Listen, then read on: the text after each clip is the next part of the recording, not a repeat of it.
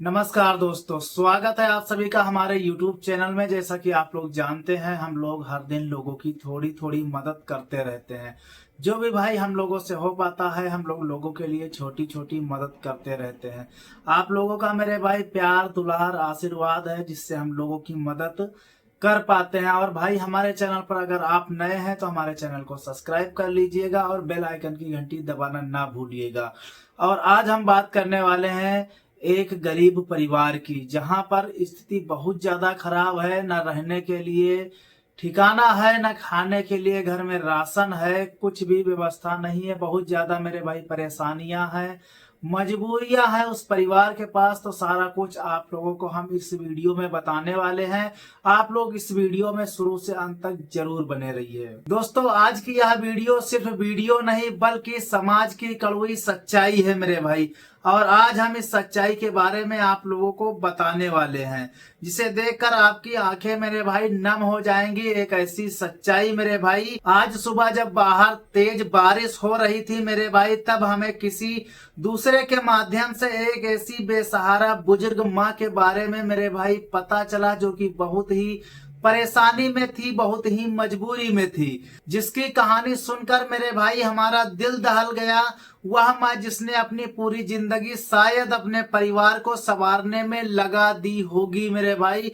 एक ये बुजुर्ग माँ की कहानी है, बुजुर्ग माँ की बातें हैं मेरे भाई। आज मेरे भाई इस ढलती उम्र में और कड़कड़ाती बारिश और तूफान के बीच सड़क किनारे एक टूटी फूटी झोपड़ी में रहने को मजबूर है मेरे भाई ये बुजुर्ग माँ, जिसका कोई सहारा नहीं है मेरे भाई। एक ऐसी झोपड़ी जिसकी छत से लगातार पानी टपक रहा है मेरे भाई। जब बारिश होती है तो भाई झोपड़ी में पानी भर जाता है मेरे भाई। बारिश का जहां ना सोने की जगह है और ना ही सिर छुपाने का कोई सही तरीके से ठिकाना है, जहां पर बुजुर्ग माँ अपनी जिंदगी गुजार सके मेरे भाई। हम तुरंत अपनी टीम के साथ निकल पड़े, क्योंकि मेरे भाई इस मतलबी दुनिया में जहां सब अपने बारे में सोचते हैं, वहां कोई तो होना चाहिए मेरे भाई इन बेसहारा बुजुर्गों के आंसू जो कि पहुंच सके मेरे भाई। तो आज हम उस जगह के बारे में आप लोगों को बताएंगे और देखते हैं कि वह माँ किस हाल में जी रही है अपनी जिंदगी मेरे भाई। मेरे भाई जब हम बुजुर्ग माँ के पास में पहुंचे, वहां पर बुजुर्ग माँ मेरे भाई रहती थी, जहां पर सामने सड़क का किनारा तेज से गाड़ी आ रही थी जा रही थी। यानी कि मेरे भाई सड़क किनारे अक्सर तेज गाड़ियां चलती हैं, धूल और मिट्टी भाई उड़ती रहती है मेरे भाई। और इसी के ठीक बगल में यह छोटी सी फटी हुई पन्नी और लकड़ियों से बनी हुई बुजुर्ग माँ की झोपड़ी है मेरे भाई। बहुत ज्यादा परेशानी में रहती हैं बुजुर्ग माँ। जरा देखिए इसे, या कोई इंसान इस तूफान और बारिश में क्या सुरक्षित रह सकता है मेरे भाई। टूटी फूटी झोपड़ी में क्या कोई इंसान सुरक्षित रह सकता है। झोपड़ी के अंदर चारों तरफ मेरे भाई पानी भरा हुआ था, क्योंकि मेरे भाई बारिश का समय है और झोपड़ी में पानी भाई एकदम से भर चुका था। मिट्टी पूरी तरह कीचड़ बन चुकी थी मेरे भाई। और मेरे भाई बुजुर्ग माँ कोने में फटी हुई बोरी पर बैठी कांप रही थी मेरे भाई। उनकी आंखों में बेबसी, चेहरे पर खामोशी थी मेरे भाई, जो उनके संघर्ष की कहानी बयां कर रही थी मेरे भाई। संघर्ष करती माँ और बुजुर्ग और लाचार थी, जिसका कोई सहारा नहीं मेरे भाई। उनके पास ना तो कोई बिछाने के लिए सूखा कपड़ा और ना ही ओढ़ने के लिए मेरे भाई कोई कंबल या कोई चादर या कुछ भी नहीं था, क्योंकि मेरे भाई सब कुछ भीग चुका था। इस उम्र में जहां माता पिता को घर के अंदर आराम मिलना चाहिए मेरे भाई, अपनों का प्यार मिलना चाहिए मेरे भाई, वहां मेरे भाई यह माँ बदहाली में अकेले दिन काट रही है। कोई सहारा नहीं, कोई पूछने वाला नहीं है इस माँ का मेरे भाई। हमने माँ से बातचीत की और उनका दर्द जानने की कोशिश की। जब हम माँ के पास जा रहे थे तो और उनसे बात करने की कोशिश कर रहे थे मेरे भाई, तब हमने उनसे पूछा तो उनकी आंखों में आंसू झलक पड़े मेरे भाई। इतनी ज्यादा परेशानी थी। माँ ने मेरे भाई रोते हुए बताया कि पिछले 2 दिनों से उन्होंने पेट भर खाना तक नहीं खाया, क्योंकि भाई मजबूरी इतनी ज्यादा थी। लगातार बारिश हो रही थी, इसलिए भाई पेट भर खाना नहीं खा पाए। जो कोई राहगीर कुछ दे जाता था बस उसी से पेट की आग बुझा लेती थी। यूं समझ लीजिए आप लोग, जब कोई अगर रोटी है, चावल है या कुछ भी अगर दे जाता था तो उसी से अपनी भूख मिटा लेती थी, क्योंकि कुछ नहीं था बनाने के लिए मेरे भाई और खाने के लिए मेरे भाई। भूखा रहना पड़ता था, कोई देने वाला भी नहीं रहता था मेरे भाई। बारिश का समय था, बारिश का समय चल भी रहा है, आप लोग जानते हैं। और बारिश में जब अक्सर लोग बाहर निकलेंगे नहीं तो भाई 2 वक्त की रोटी उस बुजुर्ग माँ को देगा तो आखिर कौन देगा मेरे भाई। नहीं तो भूखे पेट ही सो जाती थी जब कोई नहीं अगर देता था मेरे भाई। कल मेरे भाई जब तेज बारिश हुई तो उनकी जो भी झोपड़ी पन्नी से जैसे भी बनी थी पूरी टूट फूट गई, एकदम से भाई खत्म हो गई। ये समझ लीजिए माँ की झोपड़ी टूट गई। पूरी रात वह जाकर एक कोने में सिमट कर काटती रही रात मेरे भाई, ताकि पानी से बच सके भाई, किसी तरह रात बीत जाए और सुबह हो जाए मेरे भाई। मेरे भाई बुजुर्ग माँ के घर में खाने के लिए एक दाना नहीं था, कुछ भी नहीं। सारे बर्तन जो भी थे टूटे फूटे सब भाई खाली पड़े, चूल्हा एकदम ठंडा है भाई। यह सब सुनकर कलेजा भाई कांप उठता है कि भाई एक माँ जो कि भाई बेबस है, बेसहारा है, इसका कोई सहारा नहीं है। आखिर एक माँ का क्या कसूर है मेरे भाई, एक बुजुर्ग माँ का क्या कसूर है जिसका साथ देने वाला कोई नहीं इस दुनिया में। उसे इस उम्र में दाने दाने के लिए दर बदर भटकना पड़ रहा है मेरे भाई, क्योंकि कोई सहारा नहीं है उसका, कोई देने वाला नहीं है कि कोई 2 वक्त की रोटी दे सके मेरे भाई। उनकी बातें सुनकर ऐसा लगा जैसे इंसानियत सच में कहीं खो गई है मेरे भाई। जब किसी को भूखा सोना पड़ता है ना तो उसी को पता चलता है गरीबी होता क्या है मेरे भाई। ऐसे आपको नहीं पता चलेगा कि गरीबी कितनी बड़ी मुसीबत होती है। ये समझ लीजिए आप लोग, जो लोग गरीबी में जीते हैं सिर्फ वही लोग समझ सकते हैं मेरे भाई कि गरीबी होती क्या है मेरे भाई। माँ का यह दर्द देखने के बाद मेरे भाई हमने तय किया कि माँ को हम इस हाल में बिल्कुल भी नहीं छोड़ेंगे मेरे भाई। हम अपने साथ जो राशन का सामान लेकर के आए थे वह हमने माँ को दे दिया। इस राशन में दाल चावल आटा आदि चीजें भाई शामिल थी, सब्जियां सारी हमने दे दी। जरूरत की हर एक चीज मेरे भाई उस सामान में शामिल थी, ताकि माँ को किसी चीज की कमी महसूस ना हो मेरे भाई, ताकि मेरे भाई माँ को आने वाले कई दिनों तक खाने के लिए किसी के आगे हाथ ना फैलाना पड़े मेरे भाई, उन्हें भूखे पेट सोना ना पड़े।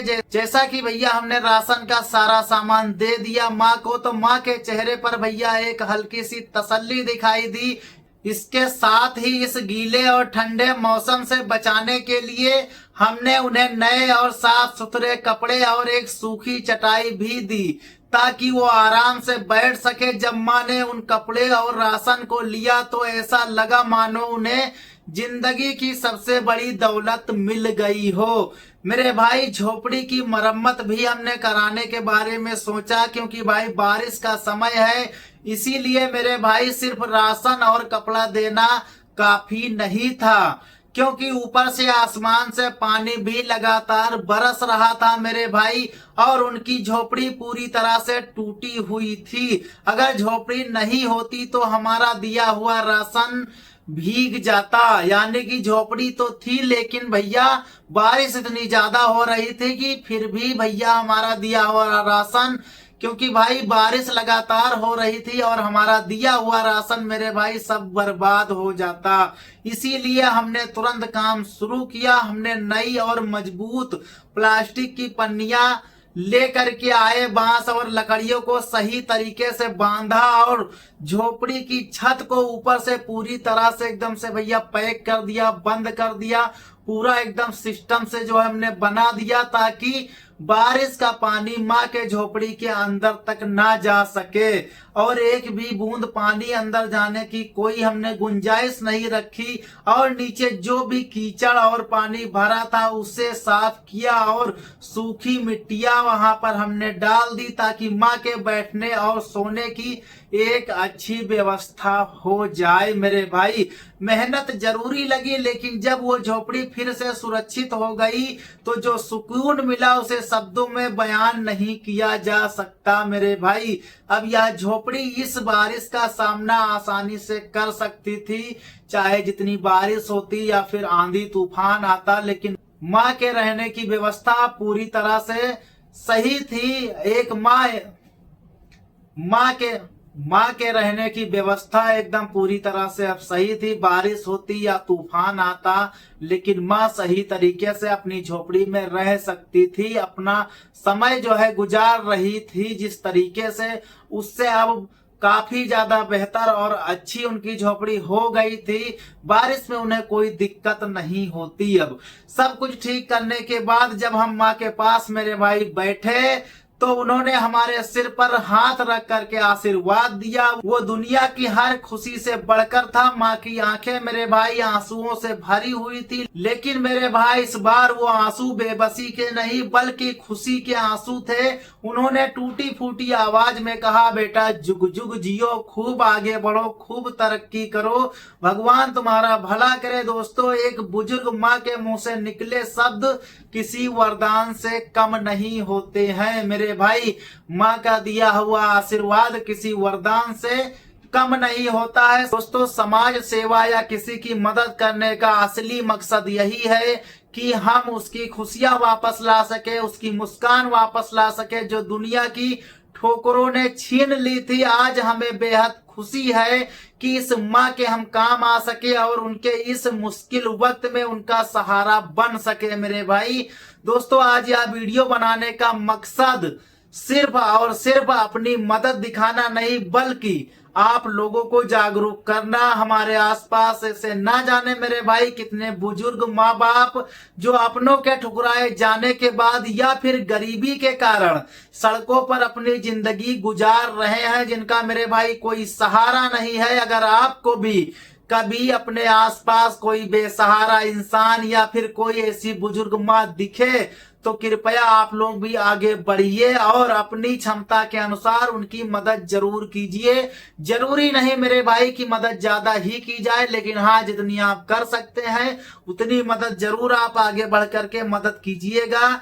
तो किसी की जिंदगी बदल सकती है आपके मदद करने से, और आपका छोटा सा प्रयास किसी की जिंदगी बचा सकता है। मेरे भाई किसी को भूखे पेट सोने से बचा सकता है। इंसानियत से बड़ा मेरे भाई कोई धर्म नहीं होता है, ये आप लोग अच्छी तरीके से जानते हैं। अगर हमारा प्रयास आप लोगों को अच्छा लगा हो तो इस वीडियो को ज्यादा से ज्यादा मेरे भाई दूसरों तक पहुंचाने का प्रयास जरूर कीजिएगा ताकि दूसरों लोगों को प्रेरणा मिल सके। वीडियो को लाइक करो और हमारे चैनल को मेरे भाई लवकुश भैया सेवा यूट्यूब चैनल को आप लोग सपोर्ट जरूर करो। और आप लोगों से हम मिलते हैं अगले वीडियो में।